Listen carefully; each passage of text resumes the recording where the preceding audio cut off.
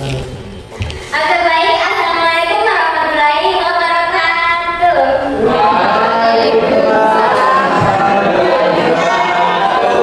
Selamat sore dan salam kemanusiaan. Selamat sore. Oke baik, perkenalkan saya Adi dengan nomor RNA 760200022502. Nah, baik. Berdiri di sini saya akan mempresentasikan hasil rangkuman saya yaitu HPI Hukum Bagi Kemanusiaan Internasional. Nah, sebelumnya minggu kemarin kita sudah membahas tentang organisasi PPI kan yang dibawakan oleh Kak Daus. Nah, jadi sekarang saya akan membahas tentang HPI Hukum Bagi Kemanusiaan. Nah, sebelum saya lanjut ke materi, saya ingin memberikan tips kepada adik-adik sekalian.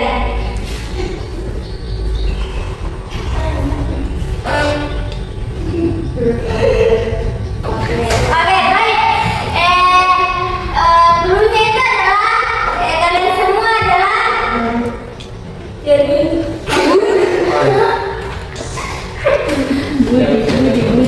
Udin. Oke, maaf. Dulunya adalah Udin. Jadi kalian semua di sini adalah Udin. Mengerti? Jadi kalau misal saya bilang Udin duduk, nanti kalian duduk. Berdiri dulu, berdiri.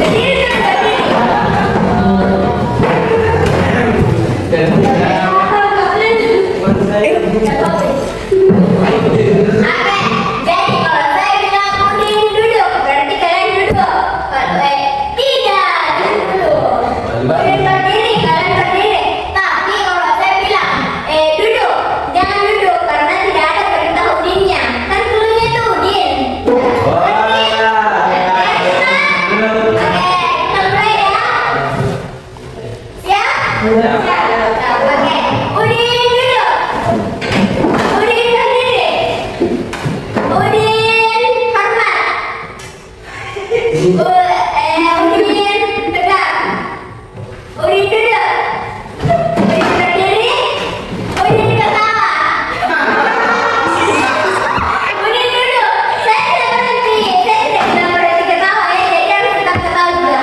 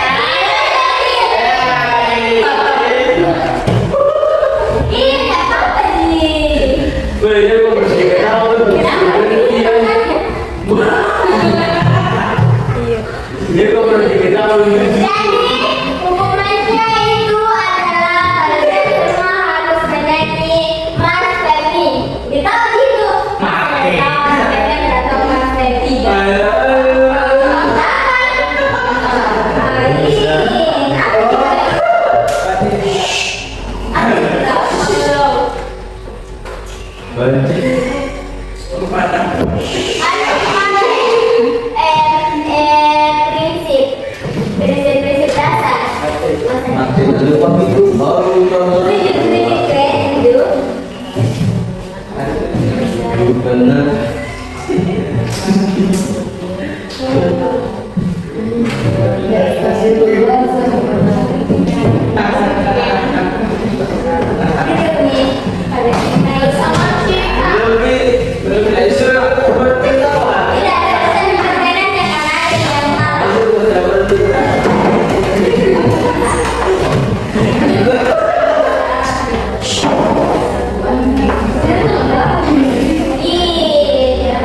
Ini tak lagi.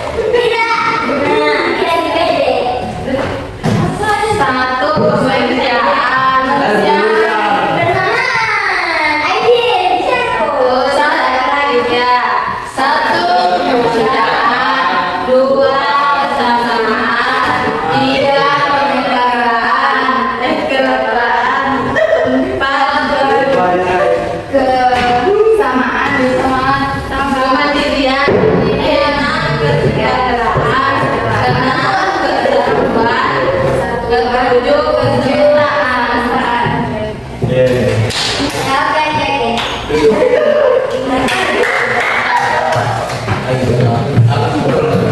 Oke, baik. Apakah garisnya cukup menghibur? Tidak seru. Kenapa ini menarik? Sudah siap menghubungi. Sudah sekali. Oke, baik.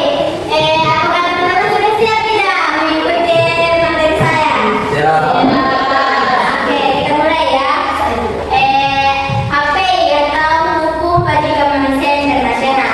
Nah, apa itu HPI? Teman-teman tahu tidak apa itu HPI? Tidak. Tidak. Oke. Nah, HPI ini adalah ketentuan internasional yang mengatur segala permasalahan kemanusiaan pada pertikaian bersenjata internasional maupun non internasional. Nah, ngomong soal pertikaian, teman-teman ada yang tahu tidak apa itu pertikaian? Kalau didengar-dengar pertikaian itu apa yang terlintas dalam pikiran berarti siapa itu bilang? Ini film apa? Siapa nih? Apa? Ya betul ya, berkelahi. Nah, pertikaian itu adalah perselisihan antara dua pihak yang jadi berkelahi. Oke, lanjut.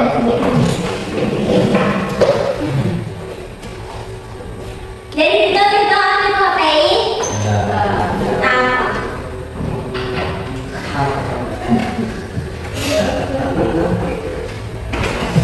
Oke, baik. Tujuan HPI.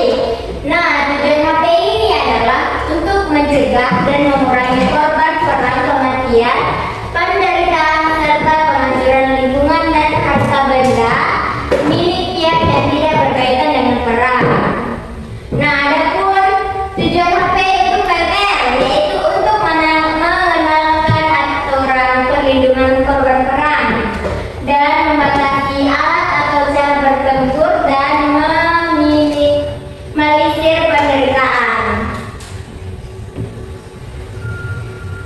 Oke, latar belakang HPI. Nah, latar belakang HPI ini berkaitan erat dengan sejarah PMI. Pernah sih kita belajar sejarah? Ya. Nah, iya, itu berkaitan dengan sejarah PMI ya. Sama-sama ini dituangkan oleh Henry Dunant di dalam bukunya.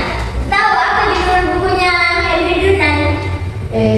Tahu apa? 15 apa?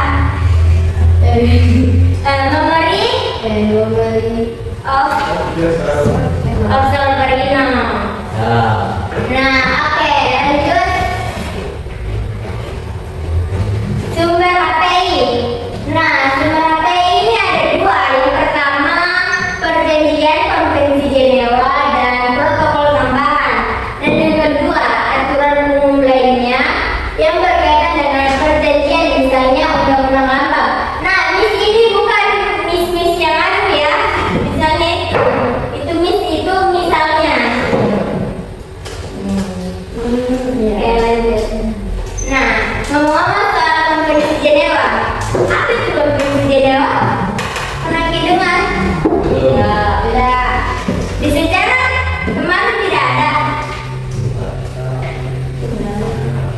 Oke. Nah, Konvensi Jenewa ini adalah 4 perjanjian internasional utama yang membentuk inti hukum humaniter internasional yang menetapkan standar hukum perlindungan kemanusiaan bagi korban konflik bersenjata. Nah, Konvensi Jenewa ini berdiri pada tanggal 12 Agustus tahun 1864 di Jenewa, Swiss, yang diprakarsai oleh Komite Internasional Palang Merah atau ICRC. Nah, jadi kalau misalnya ada yang bertanya, kenapa dinamakan Konvensi Jenewa ya? Karena memang dia didirikan di Jenewa, Swiss. Nah, ada pun 4 perjanjian Konvensi Jenewa. Yang pertama yaitu perbaikan keadaan anggota perang yang luka darah. Yang kedua, perbaikan anggota perang di laut. Yang kedua, perlakuan terhadap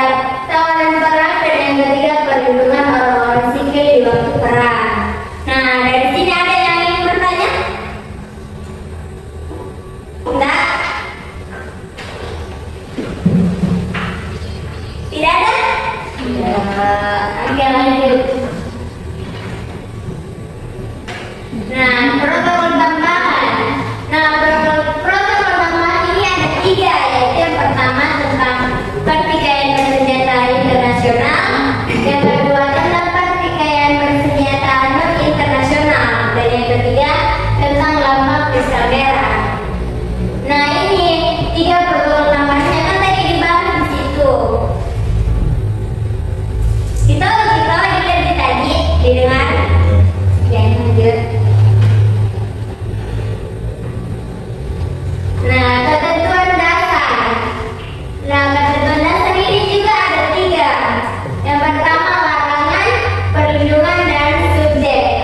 Ya, larangan ini menggunakan senjata yang melukai secara berlebihan. Maksudnya di HP ini dia mempunyai larangan perlindungan sama subjek. Nah, larangan itu dia tidak boleh menggunakan senjata yang melukai secara berlebihan.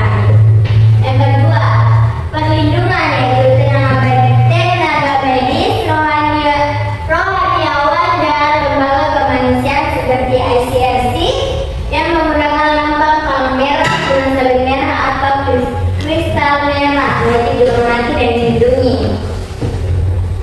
Dan yang ketiga, subjek.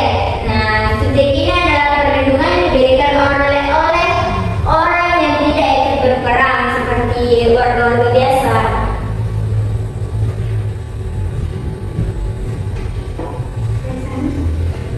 Oke, adapun pasal dalam Konvensi Jenewa yang menyebutkan tentang lambang. Nah, pasalnya ini ada di bab 7 pasal 38 tentang lambang palang merah, yaitu sebagai penghargaan terhadap negara Swiss, maka lambang pusaka palang merah di atas dasar putih yang terbentuk dengan cara membalikkan warna-warna bendera federal. Maksudnya ini kan lambang palang merah kebalikan dari bendera Swiss. Itu aku tuh apa? Kenapa? Apa? Nah, oke. Dan dipertahankan sebagai lambang dan tanda pengenal dari Dinas Kesehatan Angkatan Perang. Oke, sekian dari presentasi saya. Jika ada yang ingin dipertanyakan oleh teman-teman, saya persilahkan.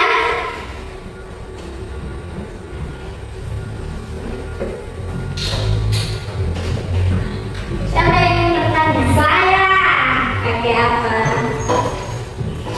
Apa perbedaan HPI dengan PMI? Nah, oke. Perbedaan HPI dan PMI. HPI ini adalah hukum atau peraturan internasional tentang kemanusiaan dalam perang. Sedangkan PMI itu adalah organisasi kelembagaan dalam aksi kemanusiaan di Indonesia. Maksudnya HPI ini adalah aturan atau hukumnya, sedangkan PMI itu organisasinya atau lembaga-lembaganya. Mengerti? Mengerti? Ya, baik. Misalnya pertanyaan?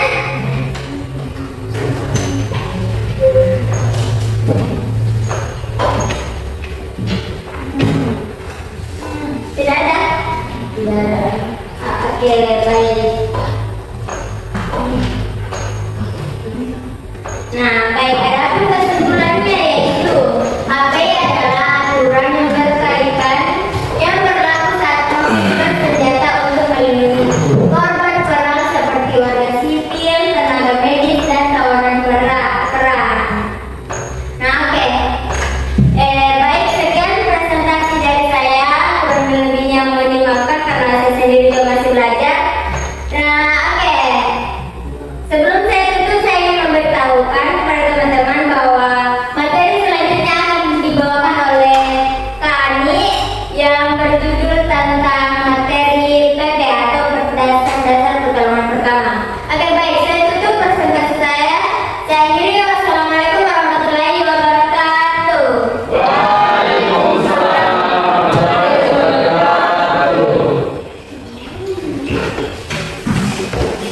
banget.